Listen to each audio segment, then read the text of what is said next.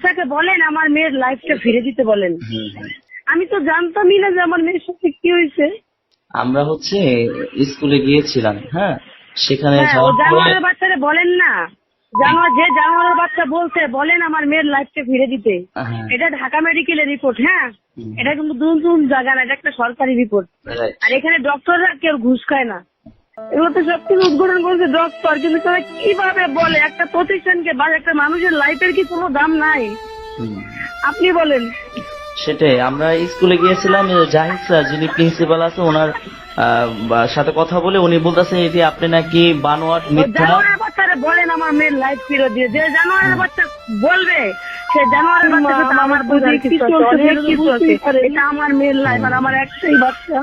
আমি যুদ্ধ করতেছি আজকে 26 তারিখ ধরে, আজকে 6 তারিখে পর্যন্ত ঢাকা মেডিকেল 30 তারিখ থেকে যুদ্ধ করতেছি, হুম, বুঝছেন? হুম, এরকম যদি কথাবার্তা বলে থাকে তাহলে খুবই খারাপ হবে, খুবই। আমার মেয়ের জন্য যা যা করা দরকার আমি তাই করবো, প্রয়োজনে সবকিছু বিক্রি করবো।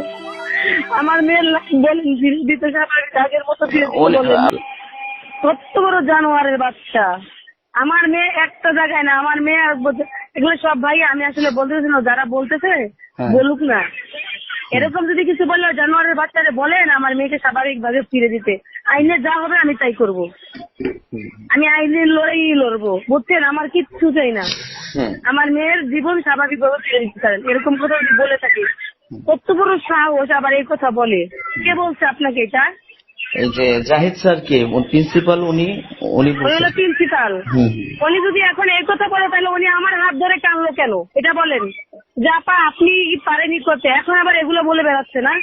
হুম, ও মানুষের বাচ্চার তো সন্তান নাই। আমি আল্লাহর কাছে কই, আল্লাহ আমার যতগুলো চোখের পানি পড়ে, আল্লাহ তুমি এতগুলো মিষ্টি দাও। হুম, ও জানোয়ারের বাচ্চার মুখের দিকে তো আর চাইতেই মন চাইতেছে না। জানোয়ার, ও মানুষের বাচ্চা। ও যদি একটা সাইকো, ও আসলে একটা সাইকো। ওকে আমি এতটাই বিশ্বাস করছিলাম। হুম, হুম।